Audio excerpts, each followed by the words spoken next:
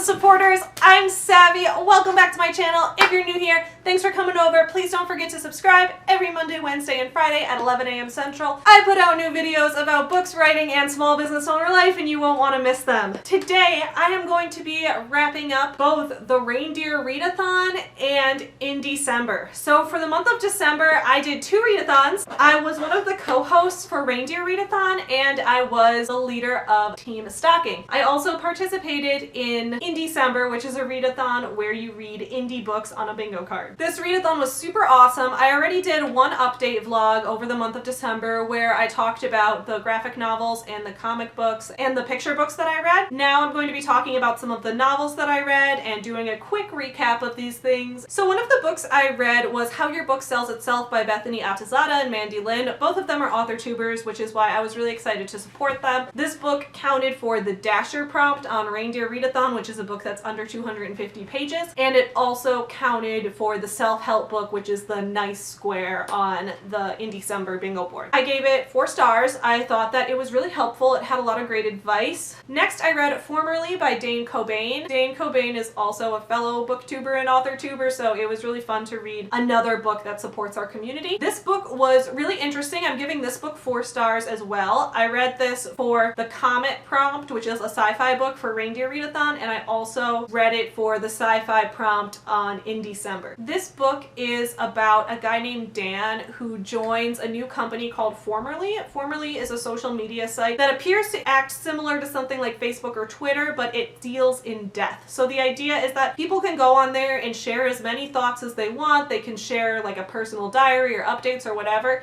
and then their page doesn't go live to the public until they die. That page can be sort of a memorial for friends and family to look at and to appreciate that person, or it can be a way for that person to communicate things that they're not ready to have out until they're beyond the grave. I thought this concept was fascinating. So Dan starts working at this new company, and he's like writing the code, he's doing the product development and that kind of thing, and along the way some shady, mysterious stuff starts to happen. People start dying, the company owners are being a little bit shady with each other. They're kind of talking off in the corner while Dan's over here doing his work, and he's kind of like, what's going on? Random coworkers start to die. He's trying to piece it together. It was really interesting. I was kept in suspense the entire time. I also really appreciated the depictions of startup culture and of working at a company that's like a new business that's overworking you but that you still want to support and that kind of thing. As you guys know, I've been working on a book that deals with startup culture and new businesses in Indecent Exposure, which is the sequel to Sculpt Yourself. I'm not done with that book yet, but this kind of gave me some more inspiration for developing that kind of atmosphere for a new tech startup kind of thing. So I really appreciated that. The only reason I gave it 4 stars instead of 5 was that 2 things. One is that I wish we got more of Dan's motivation for why he wanted to stay with this company. It seemed like he was ridiculously overworked and he was not making very much money, and I just didn't get at the beginning what his devotion was to it. Towards the end, it becomes clear that like if you leave this company, you might get murdered, but at the beginning, like I didn't get why he was willing to put up with so much bullshit. And the other thing was just that some scenes felt like they ended a little abruptly. Like there were some pieces where I knew a big fight was gonna come out and I wanted to hear the dialogue and the crazy things they were screaming at each other, but sometimes it would just cut to a new scene. So while that did help the book be paced really quickly, and while it did help me like fly through it, I would have liked some of those scenes to be expanded a little more because the book was pretty short, which I don't mind. I love shorter books, I love novellas, I love things like that, but I did want a little more in some areas, so I thought it could have been a little longer. But 4 stars to that book. I really enjoyed it. Next, I read Queen of Thieves by Clary Kavanagh. Clary Kavanagh was an author tuber, but I think she's focusing more on podcasting now. Anyway, I bought it as an author tuber book. This book counted for the Donner prompts for Reindeer Readathon, which was a book that you thought had a beautiful cover, and I will admit, I judged this book by its cover. I did buy it because of how beautiful the cover was, and I was not disappointed. I also counted this for the non-Western inspired prompt on IndieCember and the novella prompt on IndieCember. This book is short. It's under 100 pages. I think it's like 75 pages or something. And basically this book is a take on the old myth or the old legend of Alibaba and the 40 Thieves. But this book is kind of like a gender-bent twist on it. You have a young girl named Yasha whose younger brother is about to be abducted by the king of like a thief organization so this is taking place like way in the past. I'd say like multiple centuries ago, in kind of like in an area that's reminiscent of India, though it never says directly where it takes place. Her brother's about to get kidnapped, and since he's a really small kid, she kind of makes herself look like a boy, and she's like, no, take me instead. So she ends up getting abducted and going by a boy's name and pretending to be a boy, and then the story goes back and forth between her perspective there as a kid growing up and 25 years in the future, where there's a woodcutter who's dealing with her not knowing that she's a girl now that she's the head of the thieves tribe, I guess. I don't know if I'm describing it well, but I found it really interesting. I also gave this book 4 stars. I thought the descriptions were really great. I thought the new take on an old story was really interesting, and I really enjoyed that. The one thing I wanted more of was, I guess again with the dialogue, I found the dialogue to be sometimes a little bit out of place. Like you could tell that this took place hundreds, if not thousands of years in the past,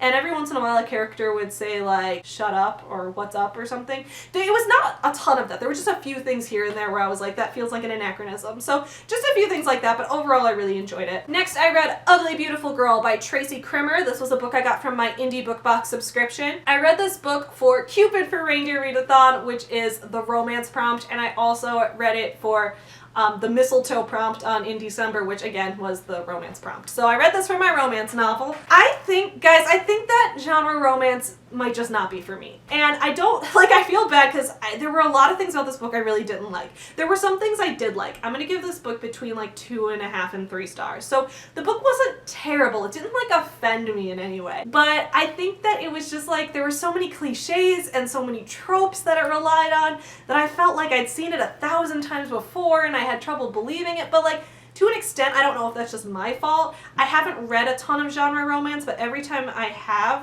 read some of it, I always end up feeling a little like, did that really happen? And that's not a slight against genre romance. I think it just might not be my thing. It kind of reminds me of when the book 50 Shades of Grey came out, which I've never read the book, but I did see the movie while I was incredibly drunk. But it got a lot of criticism being like, oh, this book doesn't promote safe and consensual BDSM practices. This book is abusive by nature. And to me, normally in a standard, contemporary novel, that would really piss me off.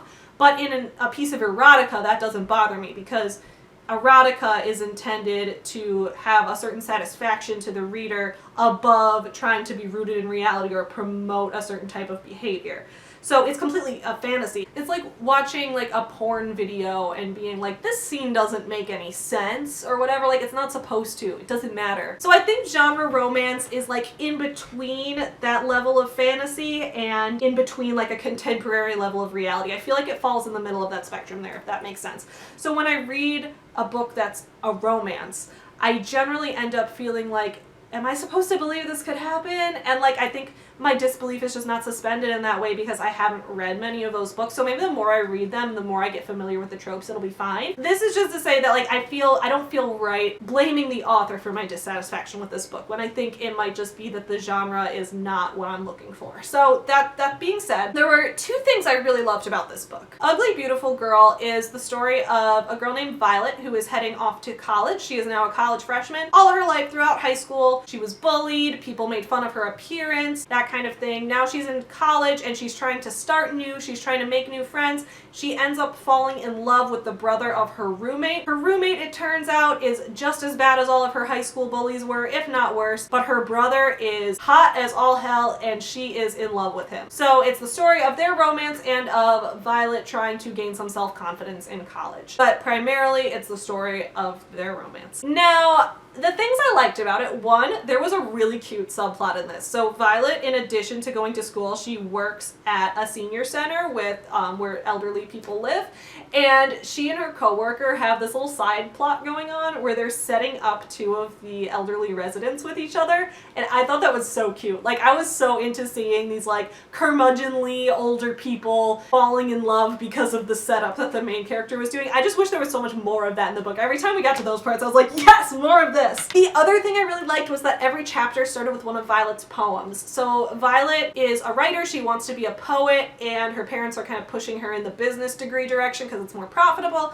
and she's trying to figure out like, you know, how can I incorporate writing into my life? How can I express my feelings through words? So the start of each chapter is one of her poems, and I thought that was a really cool thing to include. That being said, the main reason that this book fell flat for me was that I thought it relied way too much on cliches. Violet's roommate, Olivia, is the stereotypical bully to the point where she felt like a middle school bully as opposed to an 18-year-old girl, as opposed to a college student. In the author's note of the book, the author talked about how some of this book was based on her personal experiences getting bullied in middle school, and I think that was really brave that the author went and put her personal experiences and feelings into the book. So like, kudos for that, that's awesome. But as a result, the book did end up feeling like we were dealing with a middle school bully. So part of me was like, this should have maybe been a middle grade novel. We maybe should have taken out some of the drugs and the sex and aged it down and made it for a middle school audience. Instead, we maybe should have had Violet getting bullied in 6th or 7th grade instead of in college, because I just wasn't able to believe Olivia as a bully. She came off as like a mustache twirling villain. She was very flat, it felt like. She pulled pranks like covering all of Violet's clothes in shaving cream for no reason. She would just randomly insult Violet by being like, wow, you're fat. Why would my brother even talk to you? No one will ever like you. Like, she just like straight up says it. I'm not saying there aren't bullies when you get older. There definitely still can be. At least in my personal experience, and this is not me invalidating anyone else's experience if you feel differently. I feel like the older you get, the more bullies are like subtle about it. Like, they stop being like, you're ugly, go away, and they're more like either just ignoring you, or they exclude you from things, or they talk about you behind your back. It's not as much like in your face saying directly what's in your head. At least that's what I think. I'm not positive if that's always true. But Olivia she felt like I didn't believe that a college girl was doing these tricks. There was also this one part where while Violet's changing in the room, Olivia takes a picture of her naked and puts it on the internet, and everyone makes fun of her for being fat. And first of all, I was really grossed out by this, because I'm like, I feel like that is considered some level of sexual assault. Like, I don't think it's, or at least like sexual harassment. I feel like you'd end up on a sex offender list for just posting naked pictures of people to the internet without their consent, especially if they didn't even know you were taking that picture. And that's not explored with anything beyond people just making fun of Violet for being fat. I feel like in a college setting, especially in this day and age, when we have, you know, groups on college campuses that are always talking about like, make sure consent is there, like people are trying to advocate for these things, I feel like somebody would have come out and been like, whoa, Olivia, like that's some sex offender type behavior. But that was never really addressed, and I didn't feel very good about that. And the other thing was just that Jesse was too perfect as a boyfriend. Like, he was like the most attractive guy in school, he was a computer genius, he was like the smartest guy back in high school, he was the most popular because he was the basketball star, and he was just, again, the most attractive person ever. So he felt very cliche to me. I didn't really connect with him because he didn't feel real. So those were the things that bothered me about the book, but there were some things I liked. So I'm giving 2.75-ish stars to Ugly Beautiful Girl. Next, I read Bits and Pieces by Dawn Hosmer. This book, we are ending on the 5-star book, because friends, this book book was so good. This book was so good. 5 stars. So this was yet another book that I got from my Indie Book Box subscription, and this book was fantastic. I used this book for the Vixen prompt for Reindeer Readathon, which was a strong female protagonist. Woo! Guys, so in this book, we have a main character named Tessa who has this gift or ability where she can pick up pieces of other people through touching them. So if she comes into contact or like briefly brushes a person or touches their hand accidentally, she sees a flash of color and picks something up from them. So she might touch someone and pick up one of their positive memories, and now their memory is in her head as their own. There's this scene where she's a little kid and she goes to Epcot in Disney World and she brushes up against someone who speaks French, and she just instantly knows how to speak French, and her parents are weirded the fuck out by it because she just starts speaking in French. And it's so cool. So like she can do things like that. But now there's a serial killer in the town where she lives. And while she's out with a new guy that she's dating, trying to help find a new missing girl, someone that she brushes up against that day, she's not sure because there's tons of people in the crowd, someone's the killer, and she knows it because she just got all of their serial killer memories. In her brain right now is these memories of murdering people. She feels like she's the one that did it. This book just drove me nuts at that point in the best possible way. I was like, she feels like she has a memory of murdering these people without ever having done it. Like, can you imagine anything worse than that? Oh my god. So you guys probably know from seeing my other videos on this topic, I have very severe OCD. I have intrusive thoughts out the ass. If I'm not taking my medication, then I'm like, whoa, I didn't tap that thing at the right angle. Everyone I love is gonna die now. Like, it's not good. So this book just resonated so hard, seeing somebody get thoughts that they didn't want, they didn't ask for, getting thoughts that are not theirs, that is no fault of their own, but like some of the worst possible thoughts planted in their brain that they can't escape. So now she's trying to help find who the killer is and bring him to justice through the clues that she's given by having his thoughts. But she only gets the thoughts that were given to her in that brief interaction, and she doesn't know who it was with. Oh my god. And the story kind of goes from there. It helps solve a mystery. It's kind of like a supernatural thriller kind of thing. My dudes, I feel like I should be like, this book triggered my OCD and therefore I hate it, but I'm like, this book triggered my OCD and I fucking love it. I was enthralled and I was like, oh my god, I am so emotionally distressed right now and I am here for it. I don't know how better to describe it. I will read more books by Dawn Hosmer because she knows how to fuck up my brain. And maybe that's not healthy, but like, you know what? Sometimes we read books to fuck up our brains and whatever. I'm gonna read more thrillers. So 5 stars to Bits and Pieces. I was so excited to participate in these readathons. Thank you so much to Eric from Breakeven Books, who originally organized the Reindeer Readathon, for reaching out and asking me to be one of the co-hosts. I had so much fun. Thank you so much to Team Stocking for being an awesome team to work with. I am so glad that we all read as much as we did. I think we're an awesome team, and I really loved getting to know you guys over Twitter and over our shared love of book readathons for Christmas. It was a good-ass time. Thank you so much to Megan Tennant from Cloud Kitten Chronicles for organizing IndieCember. IndieCember is now officially one of my favorite readathons ever, and I am planning to do it every year until I die because I just want to support indie books as long as I possibly can. And I had a great time discovering some new amazing books for this, and I got bingo 2 ways on the board, so that was pretty cool. If you're looking for some indie books to read, please check out my novel Sculpt Yourself and my young adult novella Beauty King, linked in the description below. I also have my young adult novel One Final Vinyl coming out on May 15th, so stay tuned for more updates on that. I'll see y'all again soon. In the meantime, happy reading!